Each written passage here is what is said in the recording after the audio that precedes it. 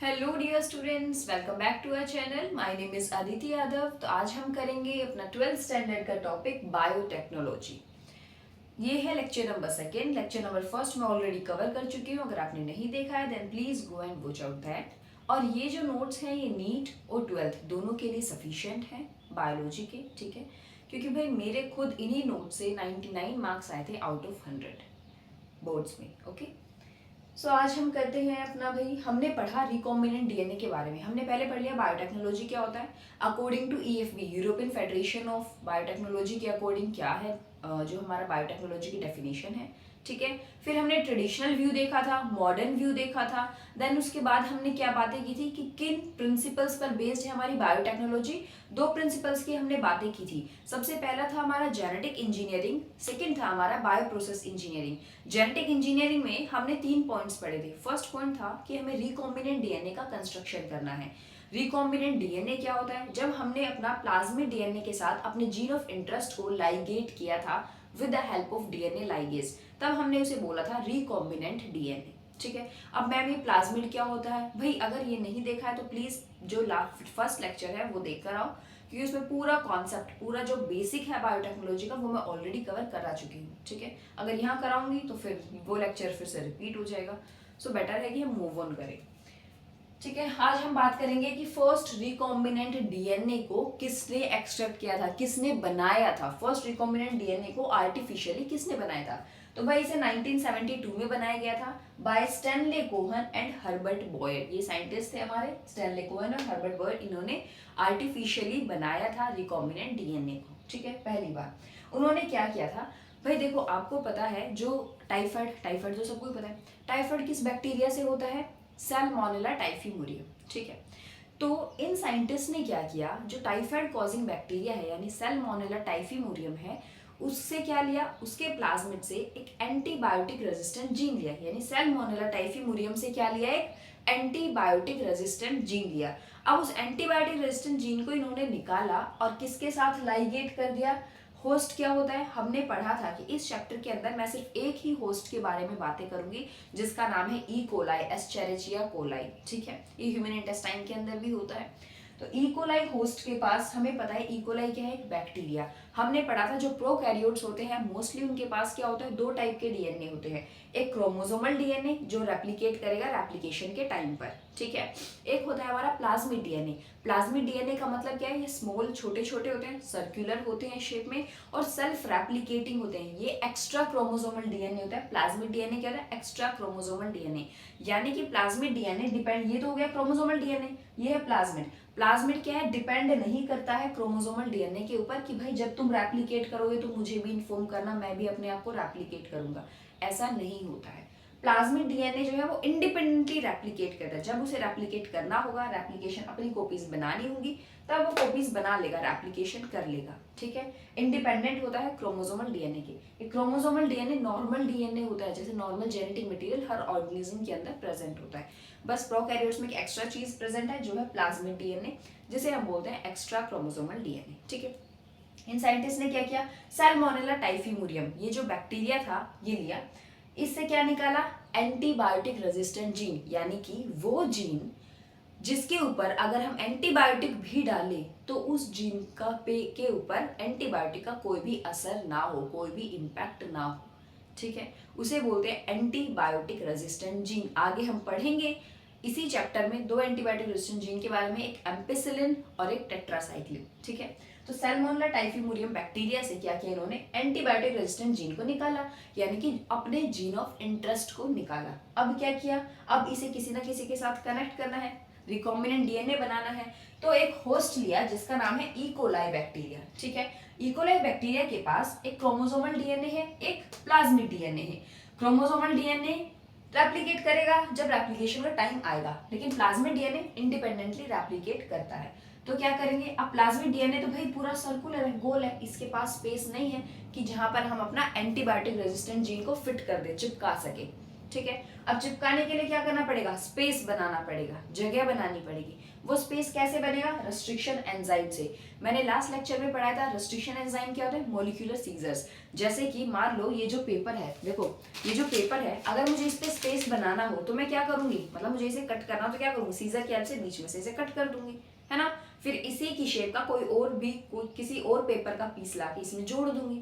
ऐसे इन्होंने क्या किया, मान लो ये है हमारा प्लाज्मिड डीएनए, इसके पास स्पेस नहीं है जहां पर हम अपने एंटीबायोटिक रेजिस्टेंट जीन को जोड़ दे, तो क्या करेंगे, मॉलिक्यूलर सीजर्स। घरों में नॉर्मल सीजर यूज होती है, लैब के अंदर रेस्ट्रिक्शन एंजाइम जिन्हें बोलते हैं मॉलिक्यूलर सीजर, वो यूज होती है। वो मॉलिक्यूलर सीजर क्या करेगी, डीएनए आरएनए किससे बना होता है हमारा, न्यूक्लियोटाइड से, है ना। तो क्या करती है हमारी जो मॉलिक्यूलर सीजर है, वो न्यूक्लियोटाइड बेसिस को कट कर देगी स्पेसिफिक लोकेशन पर, और वहां हम अपना एंटीबायोटिक रेजिस्टेंट जीन फिट कर देंगे। फिट करेंगे मतलब चिपका देंगे, प्लेस कर देंगे। चिपकाएंगे किसकी हेल्प से, जैसे हमारे पास क्या होता है, ग्लू, है ना, ग्लू होता है हमारे पास चिपकाने के लिए। ऐसे ही बायो के अंदर कोई भी चीज चिपकाने के लिए हम क्या यूज करते हैं बायोटेक्नोलॉजी में, DNA ligase enzyme. DNA ligase का मतलब, डीएनए का मतलब तो जेनेटिक मटेरियल डीएनए, लाइगेज का मतलब क्या होता है भाई, लाइगेज का मतलब होता है लाइगेट करना, यानी कि जोड़ना। तो डीएनए लाइगेज क्या करेगा, हमारे एंटीबायोटिक रेजिस्टेंट जीन को प्लाज्मिड के साथ, इकोलाई बैक्टीरिया के प्लाज्मिड के साथ जोड़ देगा। अब इसे जोड़ने के बाद हमारे पास जो डीएनए बना है वो है हमारा रिकॉम्बिनेंट डीएनए या फिर आरडीएनए, ठीक है। अब देखो ये आरडीएनए बन गया, पूरी हिस्ट्री पता चल गई, ठीक है। अब हम रिकॉम्बिनेंट डीएनए टेक्नोलॉजी है उसके अंदर कौन कौन से टूल्स यूज करेंगे, कौन कौन से हथियार, कौन कौन सी चीजें हम यूज कर रहे हैं। देखो सबसे पहले हम करेंगे रेस्ट्रिक्शन एंजाइम। रेस्ट्रिक्शन एंजाइम को ही हम क्या बोलते हैं भाई, मॉलिक्यूलर सीजर्स। रेस्ट्रिक्शन एंजाइम का ही नाम है मॉलिक्यूलर सीजर्स, यानी वो कैंची जो मॉलिक्यूल को काट दे, ठीक है। नेक्स्ट है पॉलीमरेज एंजाइम, इसके बारे में भी हम पढ़ेंगे जब इसी चैप्टर में पॉलीमरेज चेन रिएक्शन पढ़ेंगे। तो पॉलीमरेज एंजाइम का काम क्या होता है, जो प्राइमर आएंगे न्यूक्लियोटाइड बेसिस उनको एक्सटेंड करना, स्ट्रैंड को बढ़ाना। जो कॉम्प्लीमेंट्री स्ट्रैंड टेम्पलेट स्ट्रैंड के अगेंस्ट बनता है उसको बढ़ाने का काम करेंगे, न्यूक्लियोटाइड्स बेस पेयर्स ऐड करने का काम करेंगे, ठीक है। लाइगेज का काम हमने पढ़ लिया, यानी जोड़ना, लाइगेट करना, एक मोलिक्यूलर ग्लू भी कह सकते हैं हम इसे, ठीक है, जो दो अलग अलग डीएनए को जोड़ने का काम करता है। वेक्टर, वेक्टर का मतलब वो डिलीवरी एजेंट, वो व्हीकल जो हमारे जीन ऑफ इंटरेस्ट को कैरी करेगा। तो वेक्टर हम इस चैप्टर में दो वेक्टर के बारे में पढ़ेंगे, एक प्लाज्मिड, ठीक है, दूसरा बैक्टीरियोफेज। फिफ्थ है हमारा होस्ट। होस्ट का मतलब हमारा इकोलाई बैक्टीरिया के बारे में बातें करेंगे। जहां जहां भी मैं बोलूँ इकोलाई बैक्टीरिया, समझ जाना हम होस्ट की बातें कर रहे हैं, ठीक है। होस्ट का मतलब होता है वो ऑर्गेनिज्म जिसके अंदर हम अपने रिकॉम्बिनेंट डीएनए को इंसर्ट करवा सकते हैं, डाल सकते हैं, और उसके बाद जब हमारा होस्ट ऑर्गेनिज्म अपनी कॉपीज बनाएगा, अपने आप को रेप्लिकेट करेगा, उसके साथ साथ हमारी जो रिकॉम्बिनेंट डीएनए है वो भी रेप्लिकेट हो जाएगा ऑटोमेटिकली, ठीक है। सबसे पहले टूल की बातें करते हैं, एक एक करके सारे टूल्स के बारे में पढ़ेंगे। सबसे पहला टूल है हमारे पास रेस्ट्रिक्शन एंजाइम। भाई रेस्ट्रिक्शन एंजाइम का दूसरा नाम मैं बता चुकी हूँ आपको ऑलरेडी, मॉलिक्यूलर सीजर्स। तो सबसे पहला जो रेस्ट्रिक्शन एंजाइम एक्सट्रैक्ट किया था, डिस्कवर्ड किया था, वो कैसे हुआ था, सुनो। ये हमारे पास इकोलाई बैक्टीरिया, ठीक है, समझ गए मैं। इकोलाई बैक्टीरिया का ये पढ़ा है क्या, जेनेटिक मटेरियल, ठीक है। हम प्लाज्मिड डीएनए की बात अभी फिलहाल नहीं कर रहे हैं, हम किसकी बात करेंगे, सिर्फ और सिर्फ बात करेंगे अपने क्रोमोसोमल डीएनए की, ठीक है। ये इकोलाई बैक्टीरिया है, ये उसका जेनेटिक मटेरियल है। अब हमने क्या कराया, बैक्टीरिया को इन्फेक्ट करा दिया, बैक्टीरिया में इन्फेक्शन करा दिया, किसका, वायरस का इन्फेक्शन करा दिया। वो वायरस जो बैक्टीरिया को इन्फेक्शन करते हैं, जो बैक्टीरिया को इन्फेक्ट करते हैं, उन वायरसेस का नाम होता है बैक्टीरियोफेज। ये है उसका फेस, देख लो ऐसा दिखता है बैक्टीरियोफेज, ठीक है। ये वायरसेस, बैक्टीरियोफेज क्या है, वो वायरसेस जो बैक्टीरिया को इन्फेक्ट करते हैं, जो बैक्टीरिया में इन्फेक्शन कॉज करते हैं। अब भाई ये जो वायरस होता है, वायरस के पास सिर्फ दो ही चीजें होती हैं, आपने पढ़ा होगा 11th स्टैंडर्ड में। एक तो होती है प्रोटीन कोट, और एक साथ में वो कैरी करता है अपना जेनेटिक मटेरियल। तो जब वो इन्फेक्शन करेगा हमारे इकोलाई बैक्टीरिया में, तो ऑब्वियसली प्रोटीन कोट यानी बाहर की अपना बॉडी स्ट्रक्चर तो इंसर्ट नहीं करेगा, वो अपनी क्या इंसर्ट करेगा, अपना जेनेटिक मटेरियल इंसर्ट करेगा। ये है हमारे वायरस का जेनेटिक मटेरियल, ठीक है। उसने क्या कर दिया, जेनेटिक मटेरियल इंसर्ट कर दिया, ठीक है। अब नॉर्मली काम क्या होना चाहिए, नॉर्मली वायरस का काम क्या है कि इस इकोलाई बैक्टीरिया की बॉडी के अंदर जाएगा और अपने आप को मल्टीप्लाई कर लेगा, अपनी नंबर ऑफ कॉपीज बना लेगा। जनरली तो यही काम होता है। बट साइंटिस्ट ने देखा कि यार ये जो हमारा वायरस का जेनेटिक मटेरियल इस इकोलाई बैक्टीरिया के अंदर गया, इसमें तो यार मल्टीप्लिकेशन हुई ही नहीं। अब ना होने का भी कोई रीजन है ना, यानी इसने अपने जेनेटिक मटेरियल को मल्टीप्लाई नहीं किया, वायरस की और कॉपीज नहीं बनी। अब उसका क्या रीजन है? रीजन ढूंढा तो पता चला जो हमारा इकोलाई बैक्टीरिया है उसके पास दो एंजाइम और होते हैं। एक एंजाइम है जिसका नाम है मिथाइलेज, एक एंजाइम है जिसका नाम है मिथाइलेज, दूसरा एंजाइम है जिसका नाम है रेस्ट्रिक्शन एंडोन्यूक्लियस। ठीक है, अब एक बात सुनो, जब हम रेस्ट्रिक्शन एंजाइम की बात कर रहे हैं तो ये रेस्ट्रिक्शन एंजाइम एक क्लास एंजाइम्स की एक क्लास से बिलोंग करता है जिसका नाम होता है न्यूक्लियस। ठीक है, रेस्ट्रिक्शन एंजाइम एक एंजाइम की क्लास से बिलोंग करता है जिसका नाम होता है बच्चे क्या? न्यूक्लियस। अब ये जो हमारा न्यूक्लियस है भाई, न्यूक्लियस मेरे पास क्या होते हैं? न्यूक्लियस मेरे पास दो टाइप के होते हैं, एक होता है मेरा एंडोन्यूक्लियस, एक होता है मेरा एक्सोन्यूक्लियस। एंडो का मतलब समझो अंदर, एंडो का मतलब अंदर इनसाइड, एक्सो का मतलब बाहर एग्जिट।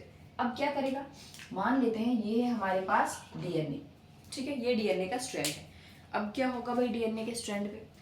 एंडोन्यूक्लियस क्या करता है? एंडोन्यूक्लियस अभी पूरा बताती हूँ। एंडोन्यूक्लियस क्या करता है? डीएनए को बीच में से कट करता है। एंडोन्यूक्लियस डीएनए को बीच में से कट करता है, कहीं से बीच में से कट करेगा, वहां से कट करेगा। इनके पास एक रिकॉग्निशन सीक्वेंस होता है। अभी बताती हूँ रिकॉग्निशन सीक्वेंस क्या होता है। बस एक बार ये समझो कि एंडोन्यूक्लियस का काम है डीएनए को बीच में से कट करना। ठीक है, बीच में से कट करेगा। और जो हमारा एक्सोन्यूक्लियस है, एक्सोन्यूक्लियस का काम क्या है? वो एंजाइम जो हमारे डीएनए को बाहर की साइड से नहीं पेरिफेरी से कट करेंगे, या तो यहाँ से या फिर यहाँ से, बीच में से कट नहीं करेंगे। एक्सोन्यूक्लियस मतलब जो डीएनए को पेरिफेरी से बाहर की साइड से कट करे। ठीक है, एंडोन्यूक्लियस यानी वो सीजर्स, वो मोलिकुलर सीजर जो मेरे डीएनए को बीच में से कट करे। समझ आए? एंडो मतलब अंदर, एक्सो मतलब एग्जिट यानी बाहर। ठीक है, बाहर यानी कि एग्जिट, ऐसे याद रखो इसे। अब क्या देखा कि भाई इकोलाई बैक्टीरिया के पास दो एंजाइम है, एक है रेस्ट्रिक्शन एंडोन्यूक्लियस, एक है मिथाइलेज। रेस्ट्रिक्शन पता है वायरस की कॉपी क्यों नहीं बनी इकोलाई बैक्टीरिया के अंदर? क्योंकि इस रेस्ट्रिक्शन एंडोन्यूक्लियस ने क्या किया? इस रेस्ट्रिक्शन एंडोन्यूक्लियस ने वायरस के इस जेनेटिक मटेरियल को बीच में से कट कर दिया। अगर जेनेटिक मटेरियल ही बीच में से कट हो जाएगा तो ये बताओ भाई कहाँ से ये अपने आप को मल्टीप्लाई कर लेगा? कहाँ से मल्टीप्लाई करेगा? नहीं कर पाएगा मल्टीप्लाई। अगर इसे बीच में से कट कर दिया, इसके मैं 1000 टुकड़े कर दूं जेनेटिक मटेरियल के, तो क्या जेनेटिक मटेरियल फिर से जुड़ जाएगा दोबारा से? नहीं जुड़ पाएगा भाई, दोबारा से उसी सीक्वेंस में नहीं जुड़ पाएगा।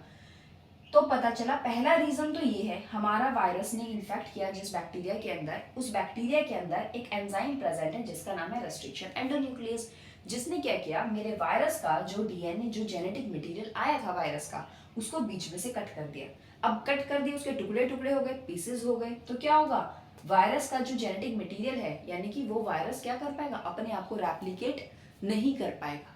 ठीक है, दूसरी चीज, अब भाई रेस्ट्रिक्शन एंडोन्यूक्लियस ने जैसे वायरस के जेनेटिक मटेरियल के टुकड़े टुकड़े कर दिए, एंडोन्यूक्लियस को वायरस के जेनेटिक मटेरियल को बीच में से कट कर दिया, हो सकता है कि अपने इकोलाई के बैक्टीरिया, जो अपना इकोलाई का बैक्टीरिया है, ये खुद के ही जेनेटिक मटेरियल को बीच में से कट कर दे रेस्ट्रिक्शन एंडोन्यूक्लियस। तो उससे बचने के लिए इनके पास, इकोलाई बैक्टीरिया के पास एक और एंजाइम है जिसका नाम है मिथाइलेज।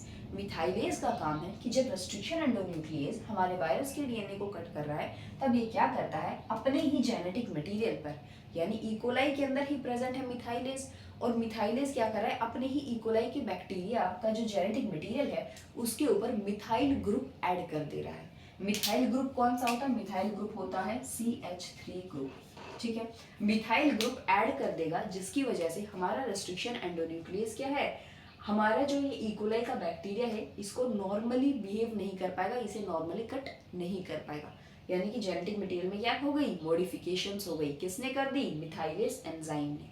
ठीक है, तो फर्स्ट रेस्ट्रिक्शन एंडोन्यूक्लियस 1963 में डिस्कवर हुआ था। ठीक है, कैसे हुआ था? इकोलाई बैक्टीरिया होस्ट था।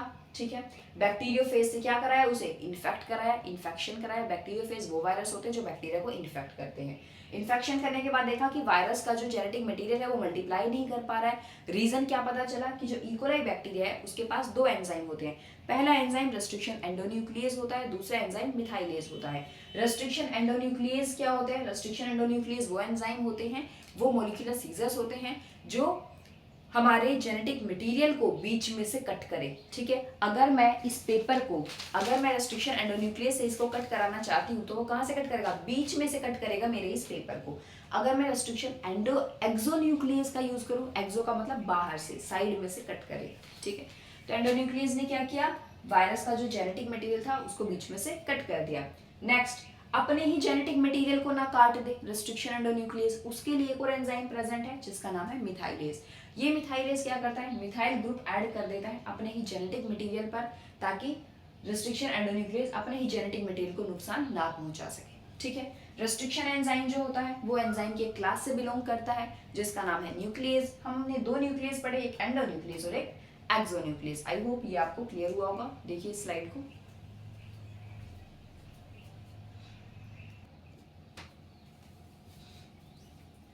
जो हमारा फर्स्ट रेस्ट्रिक्शन एंजाइम डिस्कवर्ड हुआ था उसका नाम है HIND2।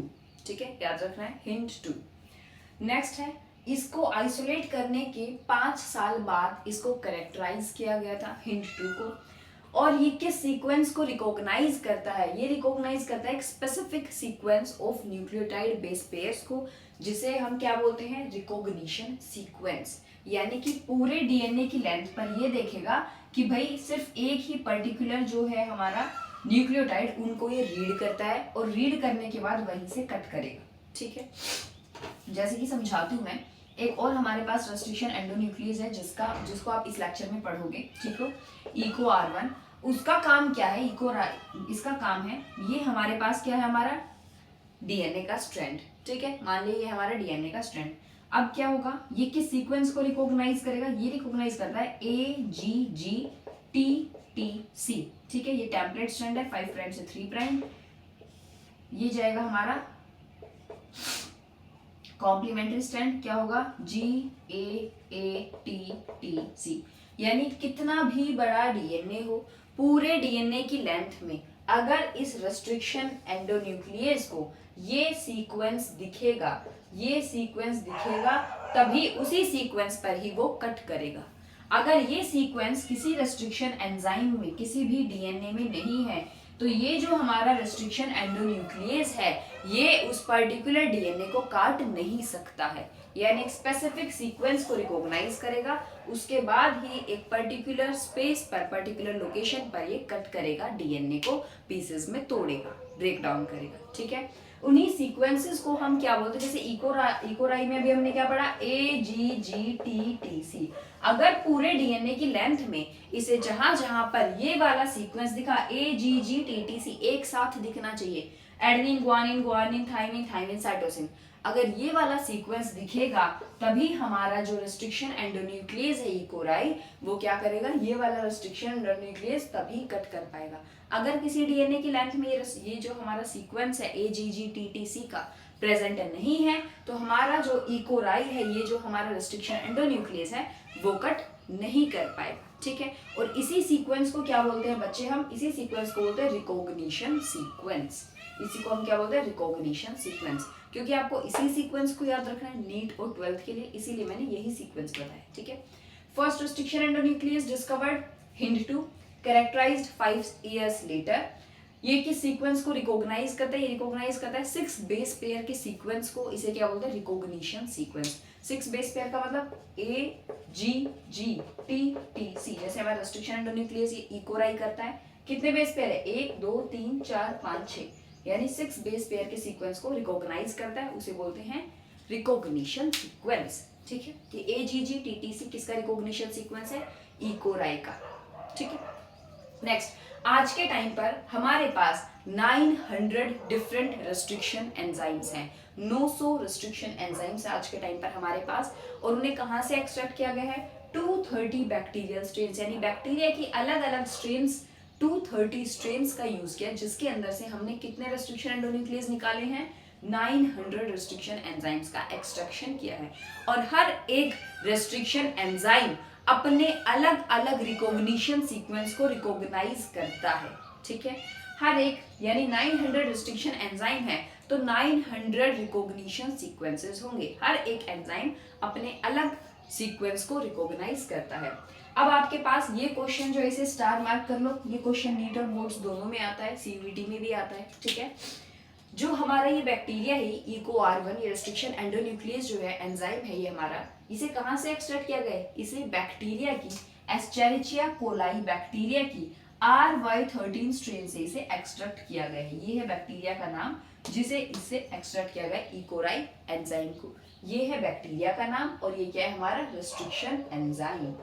ठीक है, इसका नाम पूछता है, जैसे आपने 11th में बाइनोमियल नोमेनक्लेचर पढ़ा होगा, है ना। जीनस बताता है, फिर सेकंड वर्ड जो होता है वो स्पीशीज को डिनोट करता है, एब्रीविएटेड फॉर्म साइंटिस्ट को डिनोट करती है। ऐसे ही यहाँ पर हमें बताना है कि कौन सा वर्ड जो है, कौन सा लेटर किससे बिलोंग करता है, किसको शो करता है। जैसे कि ई एस्चेरिचिया का जो ई है वो डिनोट करता है कि जीनस, इसकी जीनस क्या है? एस्चेरिचिया, जीनस से बिलोंग करता है। ठीक है, कोलाई का जो CO है वो डिनोट करता है इसकी स्पीशीज की, किस स्पीशीज से बिलोंग करता है। नेक्स्ट आर क्या देता है? आर बताता है कि बैक्टीरिया के, हमने यहाँ बात की 230 बैक्टीरियल स्ट्रेन से 900 रेस्ट्रिक्शन एंजाइम को एक्सट्रैक्ट किया, तो आर बताता है कि हमने कौन से बैक्टीरिया की स्ट्रेन से इसको एक्सट्रैक्ट किया गया है। ये जो हमारा एंजाइम है इसे कौन से बैक्टीरिया की स्ट्रेन से निकाला गया है, आइसोलेट किया गया है। ठीक है, ये जो 1 है ये क्या बताता है? ये बताता है हमें कि इस स्ट्रेन से फर्स्ट नंबर पर इस रेस्ट्रिक्शन एंजाइम को एक्सट्रैक्ट किया गया है। अगर मान लो यहाँ लिखा होता EcoR4, मान लेते ये लिखा होता, तो इसका मतलब क्या होता? E बताता है जीनस, CO बताता है स्पीशीज, R बताता है कौन सी बैक्टीरिया की स्ट्रेन है, क्योंकि हमने 230 स्ट्रेन्स ऑफ बैक्टीरिया से 900 रेस्ट्रिक्शन एंजाइम को निकाला है तो पता होना चाहिए कौन सी स्ट्रेन से निकाला है। और 4 का मतलब क्या होता कि इस R वाली जो बैक्टीरियल स्ट्रेन है उस पे से हमने 4th नंबर पर, यानी इससे पहले 3 और रेस्ट्रिक्शन एंजाइम निकल चुके हैं, हमने इसे 4th नंबर पर एक्सट्रैक्ट किया है। ठीक है, यहाँ EcoR1 है यानी फर्स्ट नंबर पर इसे इस बैक्टीरियल स्ट्रेन में से एक्सट्रैक्ट किया है। ठीक है, आई होप ये आपको क्लियर हुआ होगा। कल हम पढ़ेंगे रेस्ट्रिक्शन एंडोन्यूक्लियस की वर्किंग, कैसे ये वर्क करता है, कैसे काम करता है। ठीक है, कोई डाउट हो, कोई क्वेरी हो, then please do let me know in the comment section. Till then, bye bye, take care, stay healthy, stay safe.